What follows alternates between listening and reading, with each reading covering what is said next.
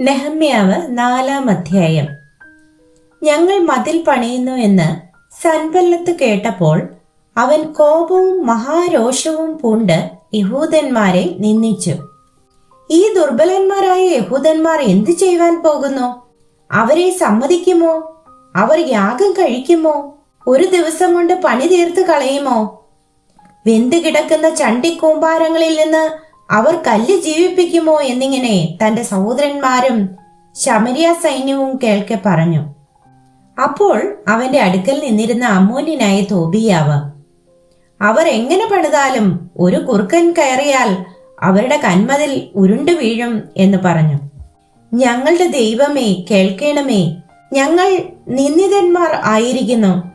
അവരുടെ നിന്ദയെ അവരുടെ സ്വന്തം തലയിലേക്ക് തിരിച്ച് പ്രവാസദേശത്തിൽ അവരെ കവർച്ചയ്ക്ക് ഏൽപ്പിക്കണമേ. പണിയുന്നവർ കേൾക്കെ അവർ നിന്നെ കോപിപ്പിച്ചിരിക്കയാൽ അവരുടെ അകൃത്യം മറക്കരുതേ. അവരുടെ പാപം നിന്റെ മുൻപിൽ നിന്ന് മാഞ്ഞു പോകുകയും അരുതേ. അങ്ങനെ ഞങ്ങൾ മതിൽ പണിതു. വേല ചെയ്യുവാൻ ജനത്തിന് ഉത്സാഹമുണ്ടായിരുന്നത് കൊണ്ട് മതിൽ മുഴുവനും പാതി പൊക്കം വരെ തീർത്തു. യെരുശലേമിന്റെ മതിലുകൾ അറ്റകുറ്റം തീർന്നു വരുന്നു എന്നും ഇടിവുകൾ അടഞ്ഞു തുടങ്ങി എന്നും സൻബല്ലത്തും തോബിയാവും അരാബ്യരും അമ്മോന്യരും അസ്തോദ്യരും കേട്ടപ്പോൾ അവർക്ക് മഹാകോപം ജനിച്ചു. യെരൂശലേമിന്റെ നേരെ ചെന്ന് യുദ്ധം ചെയ്യേണ്ടതിനും അവിടെ കലക്കം വരുത്തേണ്ടതിനും അവരൊക്കെയും ഒന്നിച്ചുകൂടി കൂട്ടുകെട്ടുണ്ടാക്കി. ഞങ്ങളോ ഞങ്ങളുടെ ദൈവത്തോട് പ്രാർത്ഥിച്ചു. അവരുടെ നിമിത്തം രാവും പകലും കാവൽക്കാരെ ആക്കേണ്ടി വന്നു. എന്നാൽ യഹൂദ്യർ, ചുമട്ടുകാരുടെ ശക്തി ക്ഷയിച്ചു പോകുന്നു, കല്ലും മണ്ണും ഇനിയും വളരെ കിടക്കുന്നു, ആകയാൽ മതിൽ പണിവാൻ നമുക്ക് കഴിയുകയില്ല എന്ന് പറഞ്ഞു.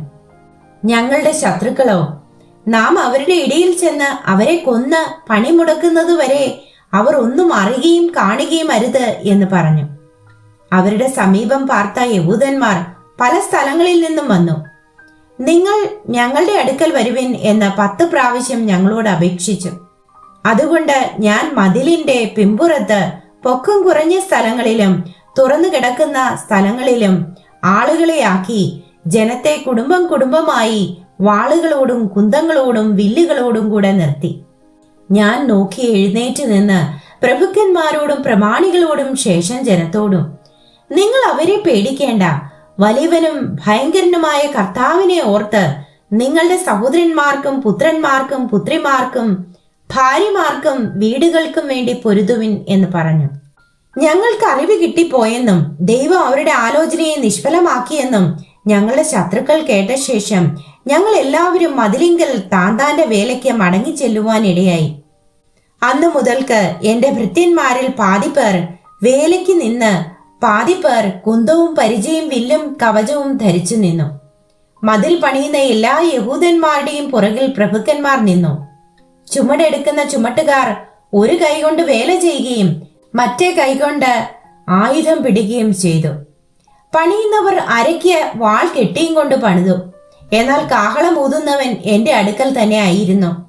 ഞാൻ പ്രഭുക്കന്മാരോടും പ്രമാണികളോടും ശേഷം ജനത്തോടും, വേല വലിയതും വിശാലമായതുമാകുന്നു. നാം മതിലിന്മേൽ ചിതറി തമ്മിൽ തമ്മിൽ അകന്നിരിക്കുന്നു. നിങ്ങൾ കാഹളനാദം കേൾക്കുന്നിടത്ത് ഞങ്ങളുടെ അടുക്കൽ കൂടിക്കൊള്ളുവിൻ.